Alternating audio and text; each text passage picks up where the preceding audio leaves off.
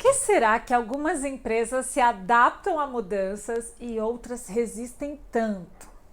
Como será que a gente percebe se a gente está indo no caminho certo ou no caminho errado?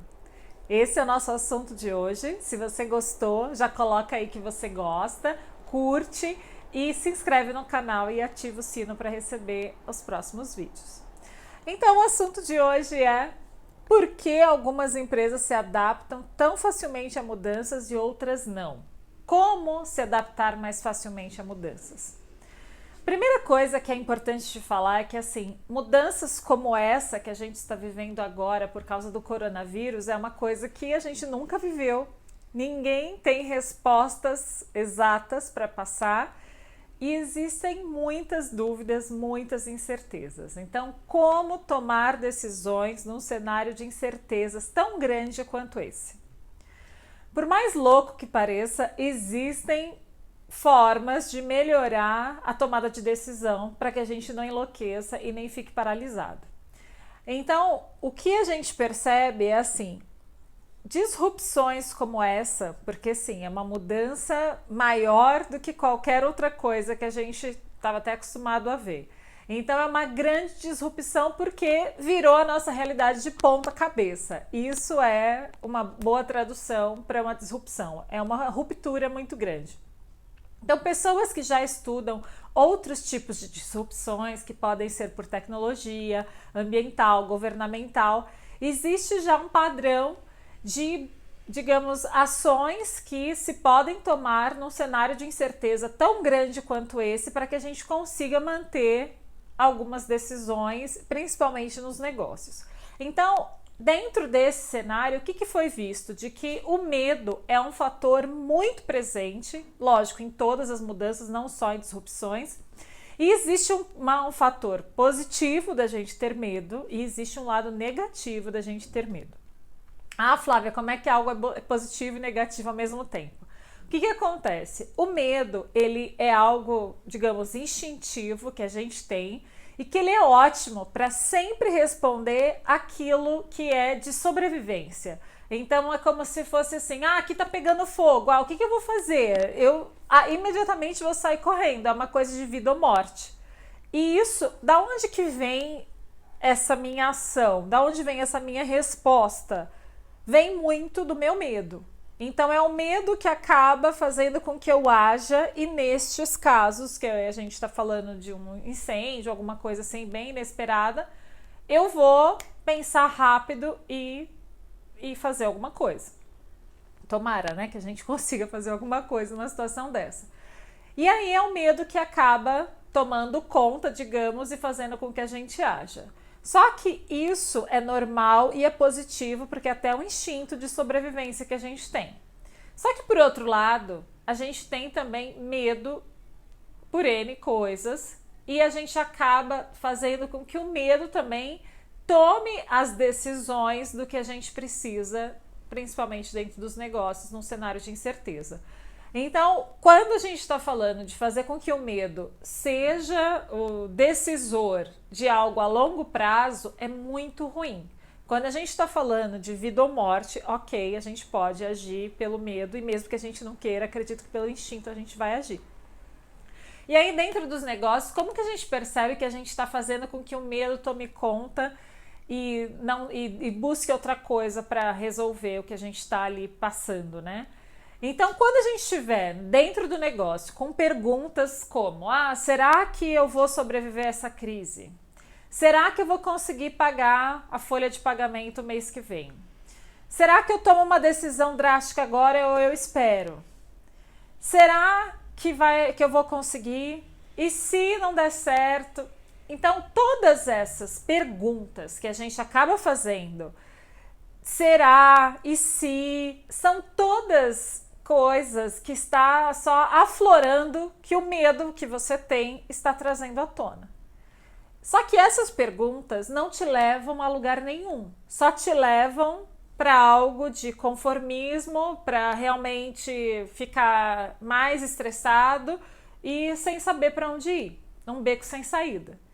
Quando a gente está falando, por exemplo, de ter uma pergunta como essa: será que eu vou sobreviver à crise? para que a gente consiga sair do lugar e fazer uma pergunta que te ajude, seria melhor que você perguntasse: o que eu posso fazer hoje, eu e minha equipe, né? O que eu posso fazer hoje para me ajudar a sobreviver à crise? O que eu posso fazer daqui a uma semana? O que eu posso fazer, e a minha equipe junto sempre, né? O que nós podemos fazer daqui a 15 dias? O que nós podemos fazer daqui a um mês?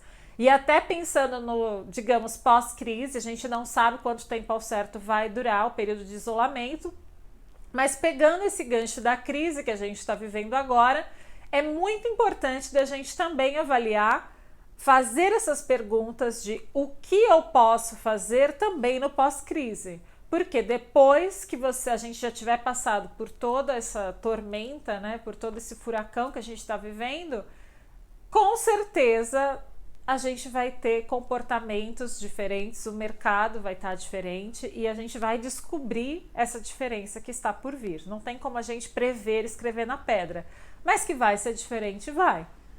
Então, é muito importante da gente fazer essas perguntas que levem com que a gente encontre soluções e não só mais, digamos, argumentos para você ficar com mais medo do que você já está. Então, tenta prestar atenção nessa situação. Se você está levantando só questões de será, e se isso, e se aquilo, e se aquilo outro, você só está deixando a emoção, o seu medo, suas dúvidas tomarem conta até do que você acha que está buscando solução.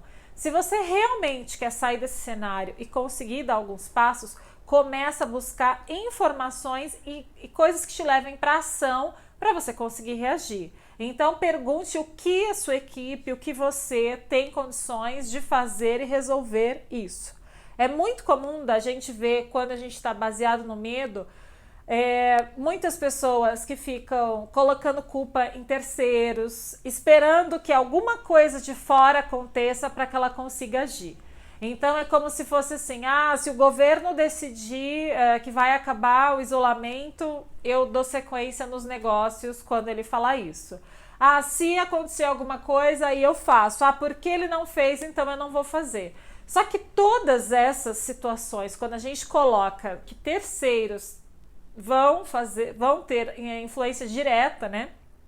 Para que aí você consiga agir, você está simplesmente esperando e muito provavelmente culpando que você não está fazendo nada porque A ou B, fulano ou beltrano não fez alguma coisa.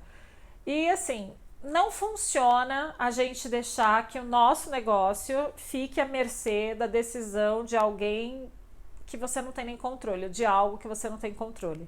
É lógico que a gente está falando de um vírus, de uma pandemia, muita coisa pode acontecer, mas os primeiros passos a gente já tem que começar a definir hoje, agora. Se não fez ainda, começa agora, sempre baseado em informações. O que eu posso fazer, como eu vou responder a isso e com base nisso definir ações para a sua empresa.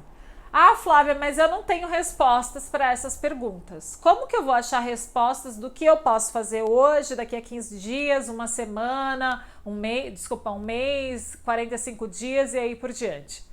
Para quem não tem nenhuma noção de quais são essas respostas, também existem algumas dicas que são muito boas.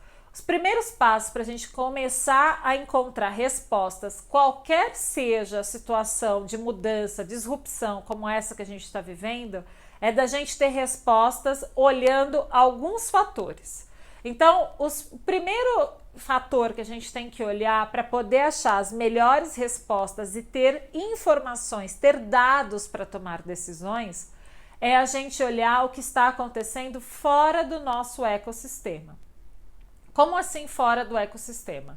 Então, eu, por exemplo, sou da área de tecnologia. Eu não tenho que ficar olhando só o que está acontecendo na área de tecnologia e inovação para ver assim, como que o meu mercado está reagindo a essa mudança que está acontecendo. Não, eu tenho que olhar fora do meu nicho, fora da onde eu costumo, inclusive, olhar para entender um pouco do que está acontecendo. Então você vai olhar a economia, vai olhar a educação, vai olhar o todo e ver assim, olha, então existe existem essas mudanças acontecendo e estão impactando A, B desse jeito, isso e aquilo, você começa a entender que inclusive há um comportamento, há um impacto fora do seu negócio. E nesse caso até fora do nosso país, né?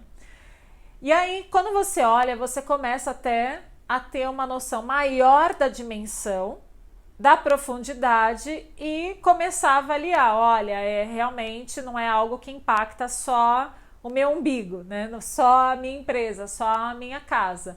Você começa a ter uma dimensão maior para você saber um pouco coletar essas informações. Depois é muito importante de aí sim você olhar para o seu ecossistema.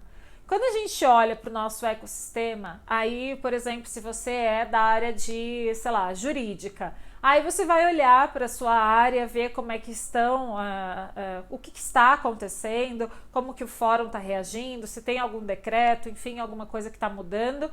E aí é importante de você não ficar só preso para ver o concorrente. Quando a gente vai olhar o nosso ecossistema, um dos princípios para serem avaliados e que a gente acaba esquecendo muitas vezes é o cliente.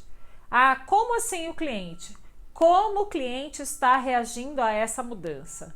Então não é simplesmente você ver assim, olha, eu estou vendo que os escritórios de advocacia estão colocando tal recurso online para ser feito, digamos.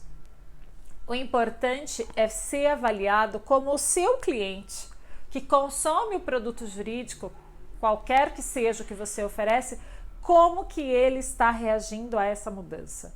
É muito importante de olhar o cliente.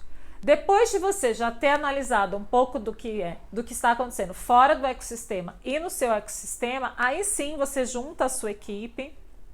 Pode chamar até pessoas de fora, é muito importante, até muito interessante, na verdade, você chamar pessoas de fora para compor essa dinâmica de ideias para você conseguir ver assim, tá bom, o que eu posso fazer? Porque a grande resposta que você tem que tentar achar é, olha, o que eu posso fazer como empresa, que eu vou conseguir sobreviver. E eu vou avaliar isso, eu vou fazer isso hoje, eu vou criar ações que são semana que vem e assim você vai criando, digamos, um cronograma de coisas que você pode fazer para você responder a essa mudança. Ficar parado é a última coisa, assim, acho que nem a última, tá?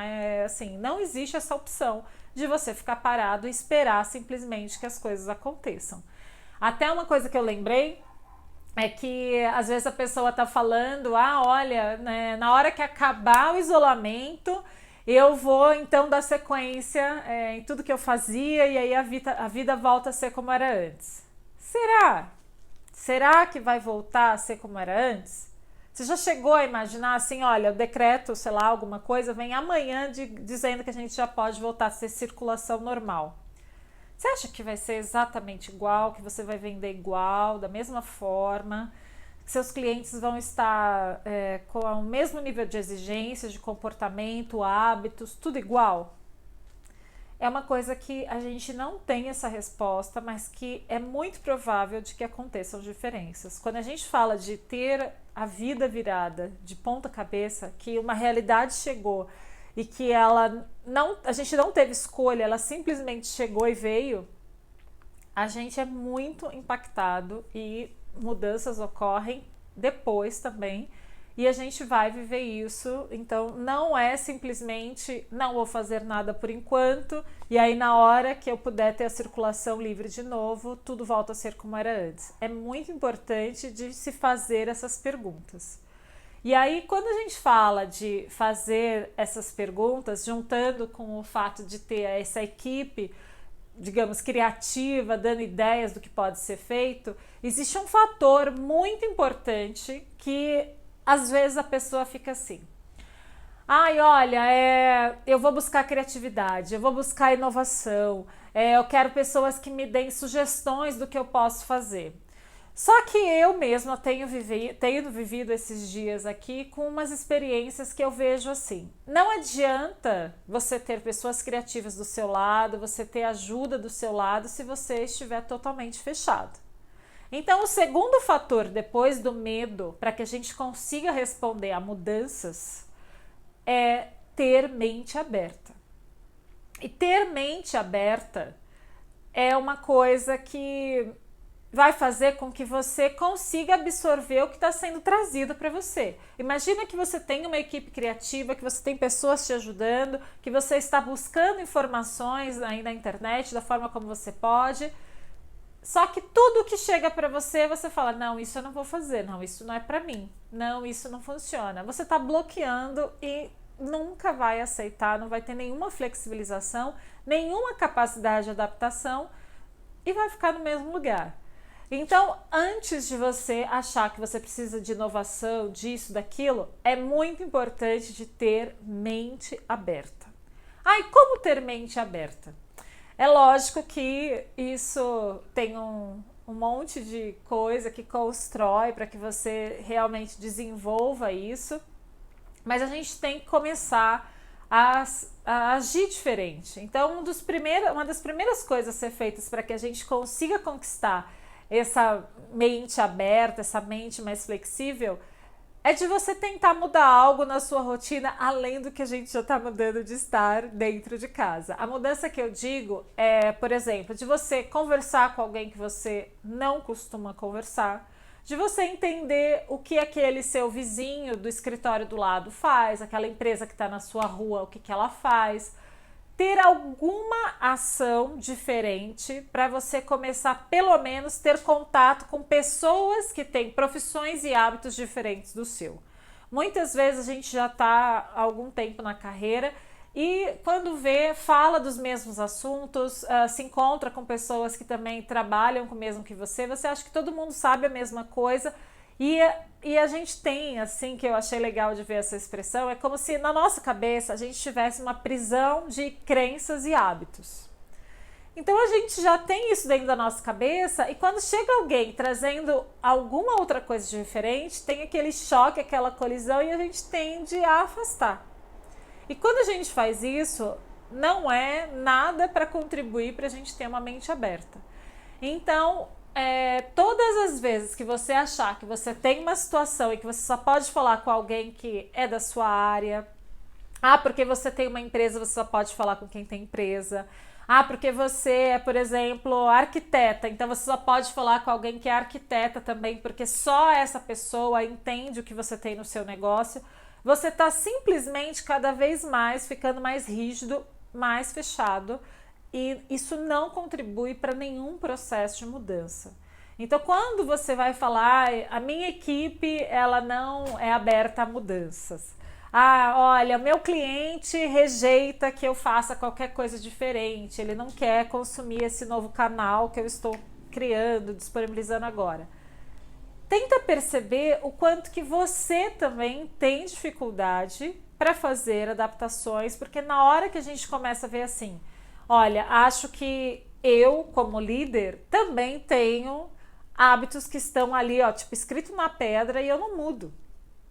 Então, é muito provável que se você tem esse hábito, você tenha funcionários que ajam assim e seus clientes também podem acabar agindo assim. Então, desenvolva algum jeito de fazer coisas que você não costumava fazer. Até para quem fala demais, como eu, por exemplo, é legal de tentar fazer uma conversa que você só ouça mais do que fale. É um exercício para você começar a absorver coisas diferentes. E para quem é mais introspectivo, por exemplo, pode ser um exercício bom de buscar puxar assunto e ir desenrolando uma conversa. E aí agora eu até lembrei nessa questão de falar com pessoas que a gente não conhece, né? De olhar para o lado, ver assim, quem é que tá aqui? E realmente se interessar por conversar com essa pessoa. Eu lembrei de uma experiência que eu tive numa empresa que eu trabalhava. Eu estava conversando com a moça que fazia a limpeza no banheiro até. E aí na conversa, até a gente lá conversando, ela foi e me falou que ela tinha recebido uma proposta de emprego. Aí eu falei, nossa, que legal, e é pra ganhar mais? Aí ela falou, pra ganhar mais. Aí na hora, eu não sei você, mas na hora eu já pensei assim, então você vai sair, trabalha aqui até quando? É lógico que você vai aceitar essa oferta, né? E aí, para minha surpresa, ela disse que não, que ela não ia aceitar a oferta, mesmo sendo para ganhar mais. Aí eu falei, por quê? É longe? Olha o tipo da conversa. Eu já estava conversando, dando a resposta, achando que eu tinha as respostas para a situação que ela estava me trazendo. Se eu achei assim, ela tem que aceitar porque é mais dinheiro, depois ela falou que ela não ia aceitar, eu achei que era porque era longe da casa dela, é porque eu já achei que eu tinha as respostas para aquela situação. E não, eu não tinha, eu estava totalmente errada. Ela falou, não é longe, é a mesma distância. Aí, mas por que você não vai aceitar? Então teve aquela colisão com a minha prisão de hábitos e crenças com a dela. Aí ela foi e me falou assim, olha, eu não vou aceitar porque eu adoro trabalhar aqui, porque as pessoas conversam comigo, olham na minha cara, e não é assim em todo lugar. E dinheiro nenhum vai pagar de eu estar num lugar que ninguém fala comigo. Gente, quando ela falou isso, eu fiquei assim, nossa, o que faz com que cada um valorize a ter aquela posição de trabalho é totalmente diferente, é particular de cada um. E se você não tem aquela realidade, se você nunca viveu uma situação de alguém não olhar na sua cara, de alguém te ignorar, fazer de conta que você é invisível num ambiente que você está a maior parte do seu dia, você não sabe o que é aquilo. Mas ela tinha essa experiência. Então, isso fez com que eu visse assim, nossa, o que eu tinha de conhecimento e como talvez uma verdade, estava totalmente errado. E isso é uma ideia que é o terceiro fator que é importante da gente ter na hora que a gente está falando de desenvolver adaptabilidade, né? Conseguir lidar melhor com as mudanças. O terceiro fator que eu vejo que é muito importante da gente ter é a capacidade de conectar os pontos. Então, a partir do momento que você começa a conversar com pessoas que você não conversava, desenvolver novos jeitos de conversar, ouvir mais, perguntar diferente, enfim, se interessar por coisas novas, você acaba desenvolvendo experiências e você pode começar a conectar, olha, isso daqui pode resolver aquela situação que eu estou vivendo. Então, olha, eu tenho um funcionário que eu já dei aumento, que eu já fiz de tudo e eu não consigo que ele, sei lá, tenha uma boa satisfação, uma boa performance. O que mais que eu posso fazer? Talvez não seja dinheiro, que seja algum estímulo para ele. Até porque, nesse caso, eu conversei ali com a moça da limpeza, ela me trouxe uma dimensão de valores que ela tem e que eu nem imaginei que ela teria, que alguém teria, e isso na hora de escolher uma proposta de emprego. Então, esse é só um exemplo, lógico que na hora da gente conectar os pontos, você conecta, assim, vai fluindo. E se você começa a perceber, a maior parte das ideias surgem fora do ambiente de trabalho. Então, você tem que perceber, olha, eu tô tendo essa ideia, tô tendo isso, e aí você vai começando, digamos, a captar o que está vindo, né? Que está ali à sua disposição e que antes você era rígido, fechado e sempre queria ter controle, resposta de tudo. E quando a gente fala isso de hábito de ter controle, de querer saber precisamente, querer perfeição, eu achei muito legal porque tem uma explicação disso dizendo que a gente tem duas partes no cérebro. Uma que realmente a gente age assim, controle, perfeccionismo, a gente utiliza de boas práticas, e isso tudo é uma parte do cérebro que a gente tem que é ótima, nos ajuda, mas para resolver coisas já conhecidas. A gente pode usar de boas práticas, do que a gente já viveu aí no passado, para resolver algo que a gente já conhece. Quando a gente está falando de uma mudança, de uma disrupção como essa que a gente está agora, não tem como a gente querer agir com perfeccionismo, boas práticas e nem controle. Nessa situação é preciso acessar uma outra área do cérebro que é realmente direcionada para quando a gente está falando de coisas de incerteza, cenários de incerteza. E aí, nesse cenário, a gente tem que agir como? Se não é com boas práticas, se não é com perfeccionismo, com o que a gente vai agir? Eu achei muito legal que aí a explicação é o seguinte: para esta área do cérebro, do cenário de incertezas, A gente tem que agir com intuição, a gente tem que agir com experimentação, a gente tem que agir com o que eles chamam de breakthrough, que é assim, buscar coisas bem novas e buscar inovações, né, digamos, uma inovação e experimentar. Então não tem como a gente querer, né, agir, digamos, rígido, querendo todas as respostas, querendo que tudo dê certo, querendo ter certeza, controlar para o cenário que a gente está vivendo atualmente. E qualquer cenário de mudança que você tiver, você sempre tem que lembrar disso. Recapitulando, a gente já falou, o medo vai te atrapalhar se você deixar ele tomar conta e decidir as decisões a longo prazo.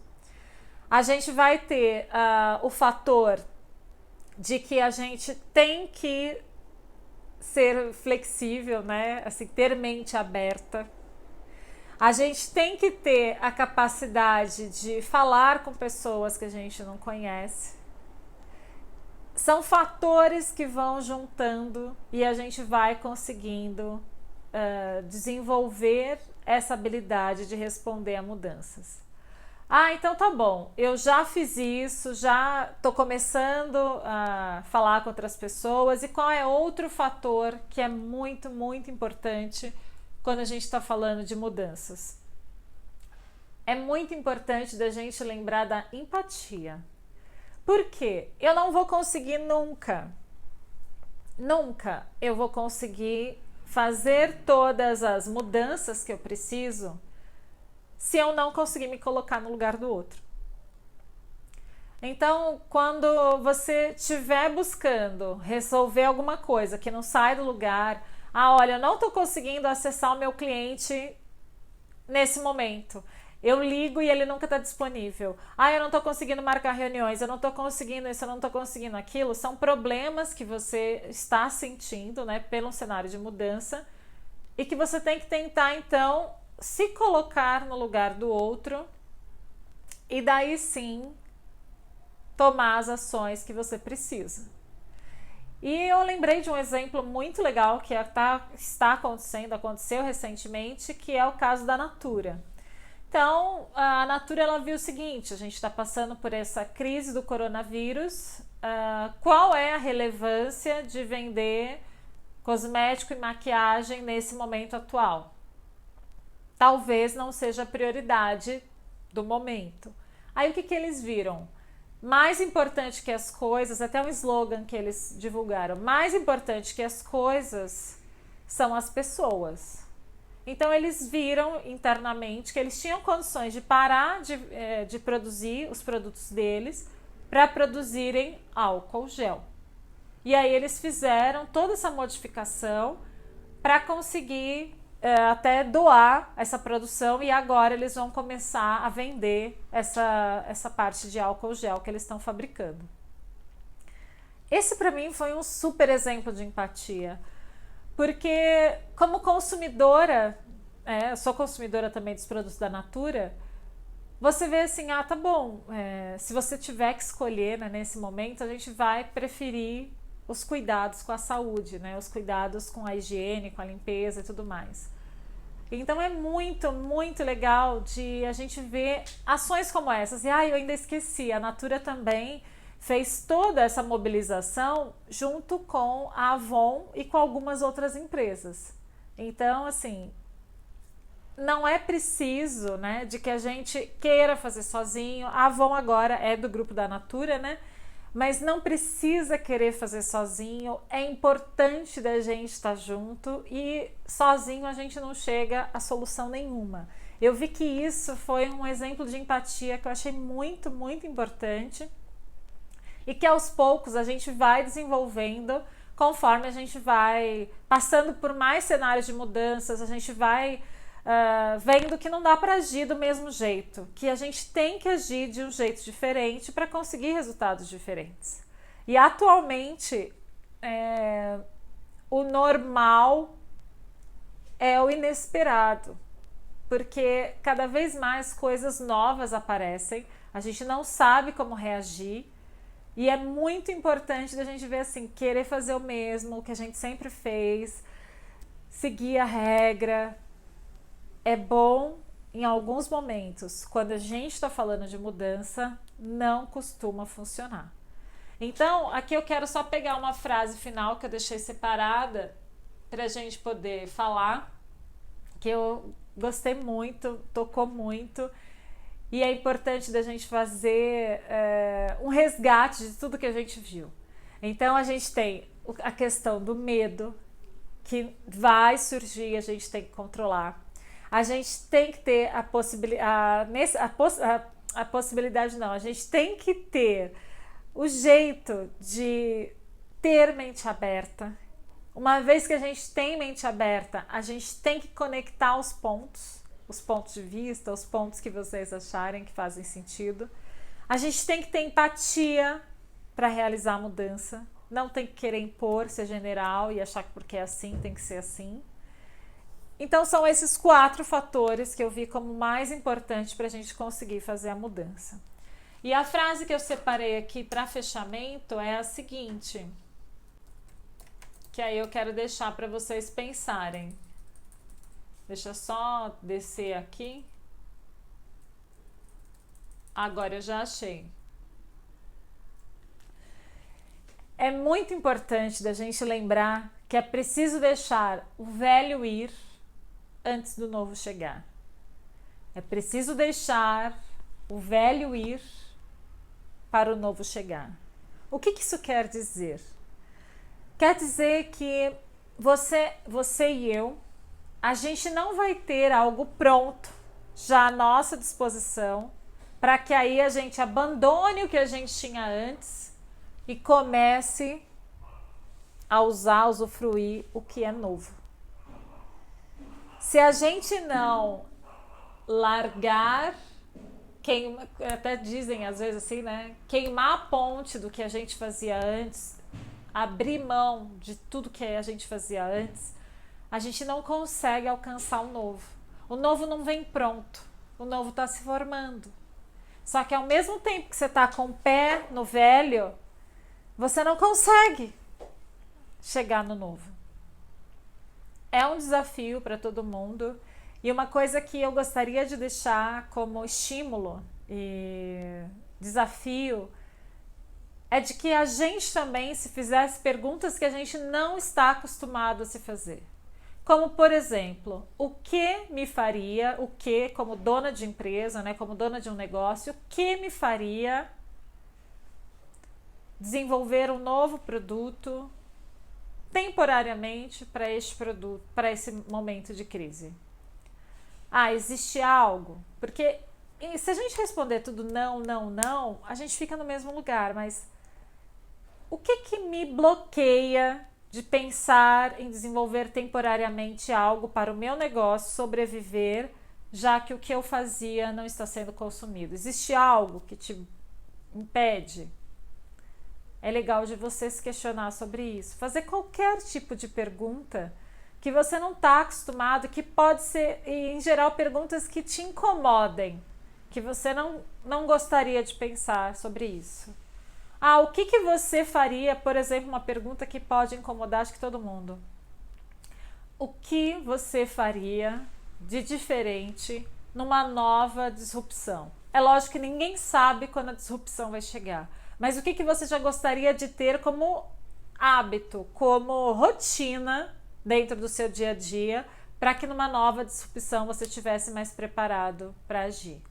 É lógico, é uma pergunta que a gente não sabe se vai acontecer, enfim, mas são coisas que a gente nunca se perguntou.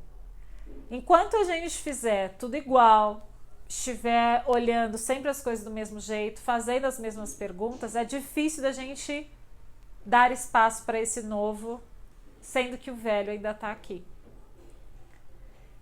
Esse é o maior desafio. E existe uma questão também que eu quis falar de mudança, porque me perguntaram até por que eu não estou indicando nomes de softwares para as pessoas usarem. Por que eu não estou falando bastante de softwares que estão à disposição para todo mundo já colocar no negócio e resolver principalmente os problemas de comunicação e trabalho remoto. E aí existe um fator, existe uma resposta, né, uma razão para isso. A razão é o seguinte: eu não acredito que nenhum software, nenhuma tecnologia resolva o problema de ninguém. É isso mesmo. Uma tecnologia sozinha, ela não resolve o problema de ninguém, ainda mais numa crise em que as pessoas estão com as emoções totalmente assim turbulentas, né? A forma que existe, e a única que eu conheço, para que a gente consiga sim colocar tecnologia e fazer a diferença dentro dos negócios, é quando a gente tem adaptabilidade para mudanças.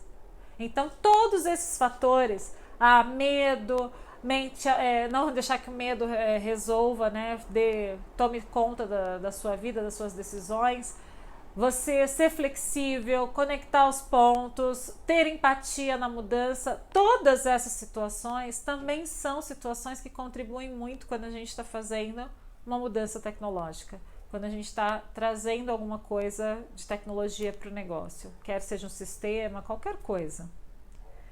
Então, tudo isso é um pouco do que, quando a gente vai trazer tecnologia, a gente também tem que pensar.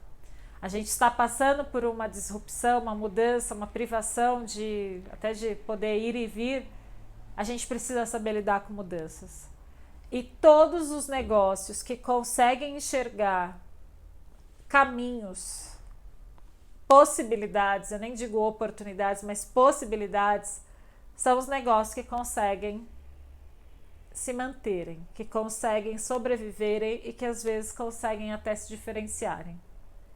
Então esse é o meu convite para você, e mais uma vez eu quero dizer: antes do novo chegar, é preciso deixar o velho ir. Muito obrigada, a gente se vê no próximo vídeo. Beijo, tchau!